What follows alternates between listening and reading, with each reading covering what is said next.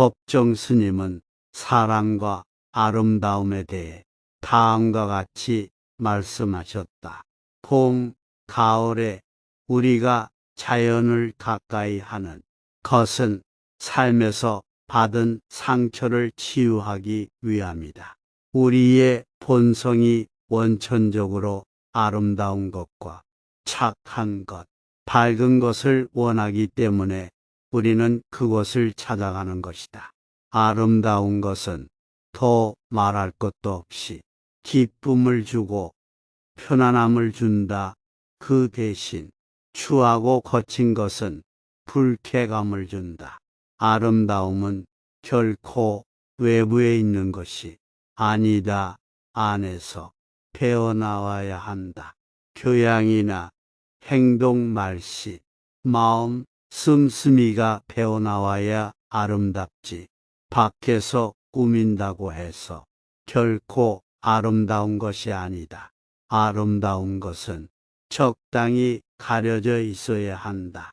멋이란 가려진 아름다움이다.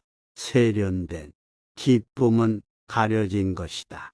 꽃에서 향기가 배어나오듯 그렇게 배어나와야 한다.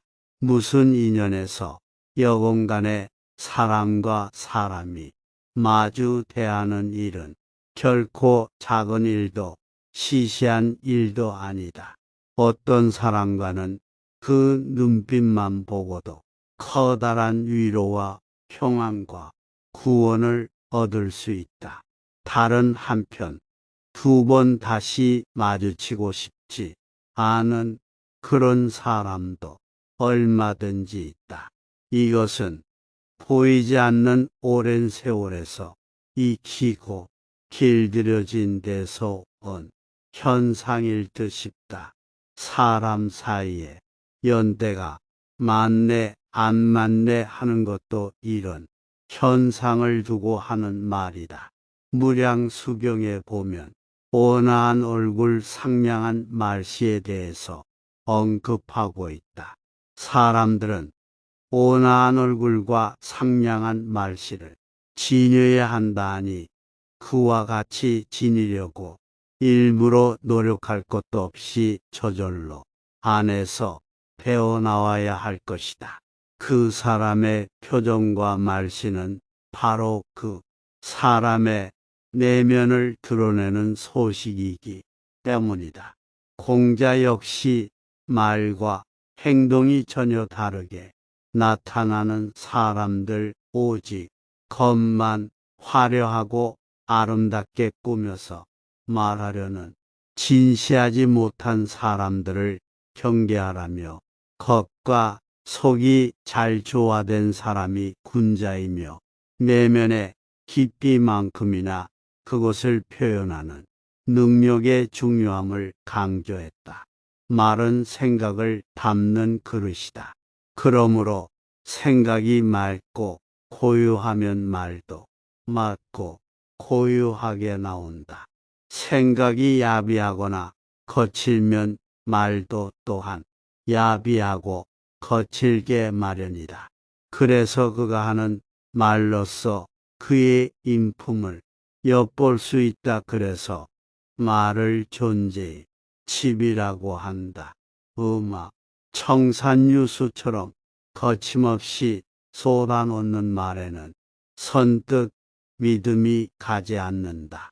더듬더듬 조심스럽게 하는 말에 오히려 신뢰가 간다.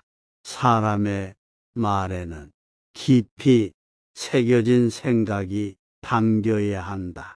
우리는 말을 안 해서 후회하는 일보다 말을 쏟아버렸기 때문에 후회되는 일이 얼마나 많은가.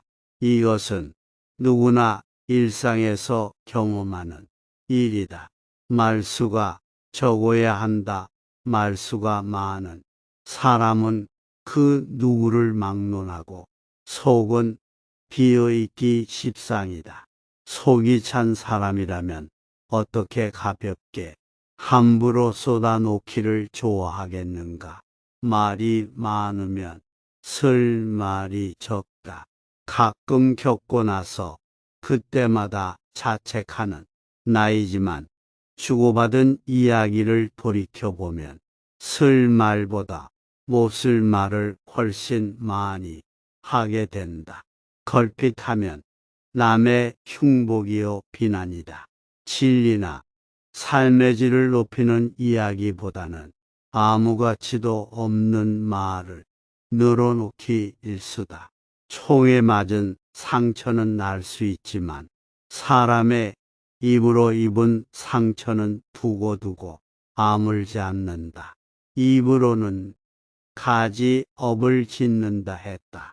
거짓말, 이간질, 악담, 그리고 사실이 아닌 것을 번지르려 하게 과장하는 행위 말이라는 게 이렇다.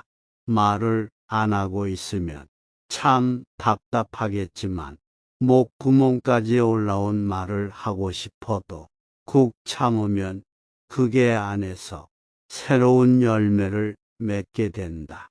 그런데 우리는 그냥 생각이 떠오르자마자 불쑥불쑥 수많은 말을, 무책임한 말을 뱉어버린다. 그렇게 뱉은 후 한순간 마음이 가벼워졌을지 모르지만 그 말을 통해서 상처 입은 사람이 얼마나 많은가. 그래서 부처님도 초기 경전인 수타니 파타에서 이렇게 말씀하신다. 사람은 태어날 때 입안에 도끼를 가지고 나온다. 어리석은 사람들은 말을 함부로 함으로써 그 도끼로 자기 자신을 찍는다. 그러면서 자기를 괴롭히지 않고 남을 해하지 않는 말만을 하라고 타이르신다. 먼저 생각하라, 그런 뒤에 말을 하라. 이제 그만이라는 말을 듣기 전에 그쳐라. 사람이 짐승보다 나은 것은 말하는 능력을 가졌기 때문이다.